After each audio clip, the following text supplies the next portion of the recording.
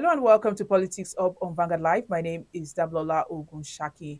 Tomorrow, Saturday, 21st of September 2024, is Edo State Governorship election. And ahead of the election, I was talking to Reverend Olu Martins, the Deputy Director General Media of the People's Democratic Party PDP Governorship Campaign Organization, and he's going to be telling us about their readiness for the election tomorrow. Hello, Reverend. Good afternoon. Let's move straight and talk about the governorship election. Why did the PDP refuse to sign peace pact, and what does PDP hope to achieve with it? Well, clearly is that we had maintained that PDP, that peace is not necessarily the absence of crisis. Peace is the presence of justice, equity, and fairness. A situation where our members are being harassed, sometimes very late at night, and wish to unknown destinations in the wee hours of the morning. It doesn't suggest that certain persons attempting to use certain rogue police officers as accomplices to oppress the PDP members of PDP. It didn't seem like a peaceful process. So it doesn't look like we're signing our own death warrant. We decided that until certain factors, we already have about 11 of our members who have been, arrested and unjustly incarcerated. So until certain factors, we gave conditions. One, the release of over 11 of our members who were arrested in Benin but taken to Abuja. Because in law, there's something called foreign convenience. If an incident happened in Abuja, Benin City, why take them to Abuja? And then they were not charged. They were not granted bail. So for us, we said, until those conditions are met, we will not sign the peace accord. No. And that's exactly what that was. And then some of the conditions, some of the conditions are currently being met, and we are doing we are planning now to sign the peace accord maybe today or tomorrow. Everyone believes that Edo is a PDP state. But with the power at the center, do you think it should be smooth sailing? Edo State is a people state. It's owned by the people. I do not always like to.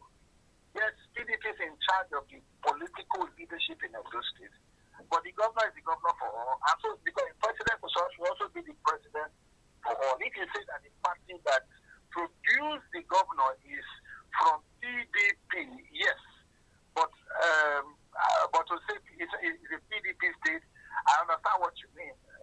Ordinarily, power belongs to people, to the people, and that's why they say the people who are in power, or the power in the people, is much more than the people, who are in power. And that's why there's an umpire. The responsibility of the umpire is because he doesn't want to believe that men will self-regulate. Politicians all over the world are selfish, are self-centered, and are parochial. They pursue their personal interests. That's why the umpire, who has a prefix to his name, independent, should be independent of whatever influence, the external influence may come from outside. But I think where the challenge is, essentially, is because the police isn't acting independent. At least a section of, certain police officers who have been recruited by the APC to clandestinely clamp down on our members who they consider strong in certain, areas. Maybe that's why the governors have continued to clamor for state police, so that we can have equal stake in who secures us. But when you see a commissioner of police who tells you that he doesn't take instruction from the governor, and yet the governor is the chief security officer, you must agree that we have a lopsided, federation. Perhaps what we have is the interest of government. So the federal government should act independently. The security agents should act independently, and indeed a couple of them are, but we still have a lot of issues with certain police officers who have decided to work in cahoots APC who consider that their only strength in this election is if they use what they call federal might. But there's no federal might. What we have is the might of the people, because democracy is a government of the people, by the people, for the people. With every election, we usually have a change of commissioner of police and drafting of security agencies. But some people are saying that the number of security agents drafted is really high. What's your take on this? And we agree. We agree because um, elections are it's a civil exercise. In developed societies, people can go about their daily businesses without having to be policed. But a situation where, because of one election, we decided to have a police state in Edo State doesn't work well for our democracy. We create the impression that we're at war. Meanwhile, what we just want to do is to elect, just allow the people elect who should preside over their common patrimony for the first, at least for the next 4 years in the first instance. When you have almost 40,000 security agencies, you're not asking yourself how many people participate in the elections. You almost having one police officer, 40 or 50 people who will be participating in the election. I don't think it's proper, because what if we're not an off-cycle election? Where are we going to get 30,000 people, 30,000 police officers, police personnel to deploy to Edo State? That would have been a problem in itself, except for the fact that certain police officers have not painted, the police force well. It now looks like there are some of them who are determined to carry out the agenda of setting, people in the opposition APC to the detriment of the PDP. Then why we should have military people in essentially a civilian affair is more confusing. It's more, because create an impression to the voters. Maybe it's a scare tactic, maybe it's deliberate or intent, but you create an impression to the voters that there's war, and that's why a lot of times there's low voter turnout, because nobody wants to risk himself for an election. But All right, Reverend, sorry to cut you in. Let's quickly talk about INEC and their preparedness for it, because our time is fast spent. So, are you confident that INEC is fully prepared to conduct a credible election, and also talk about the distribution of materials? Can you see the readiness from INEC? well, I can tell you so far that INEC has not demonstrated overtly or covertly that they do not have the capacity nor the credibility to run the Edo election. I've been issued the problem where we have had as the security agencies, especially a section of the police that are most unprofessionally.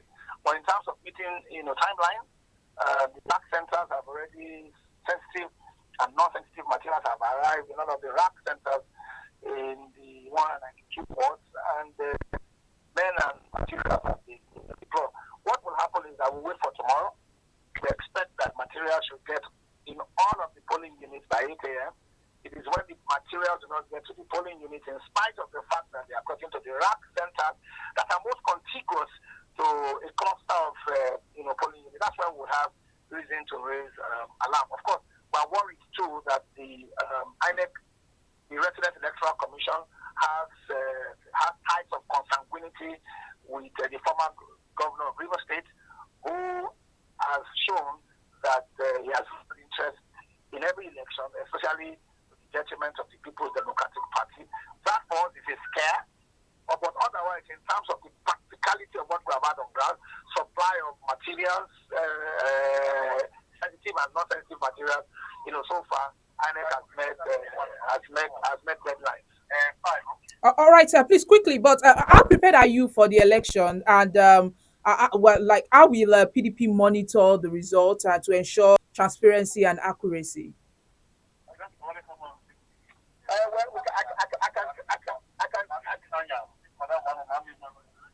I can tell you for free that we are very ready. We're in high spirits.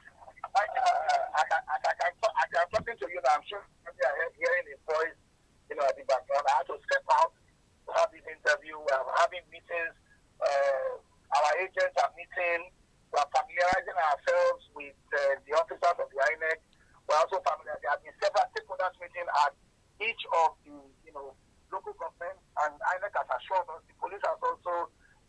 sort of. But like they say, the price that you pay for freedom is eternal vigilance. So we're also, on our feet. We're conscious. We're monitoring. We're alert to ensure that we, defend our vote. You cast your vote, you defend your vote, and then we follow it in the collation center. So, hopefully, if everybody behaves themselves professionally, we should have a hitch-free election, and our candidates from PDP should have no problem matching, vote matching.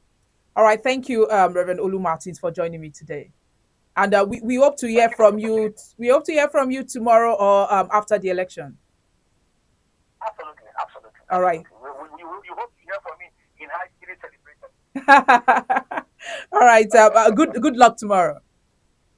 Thank you so much. Yes.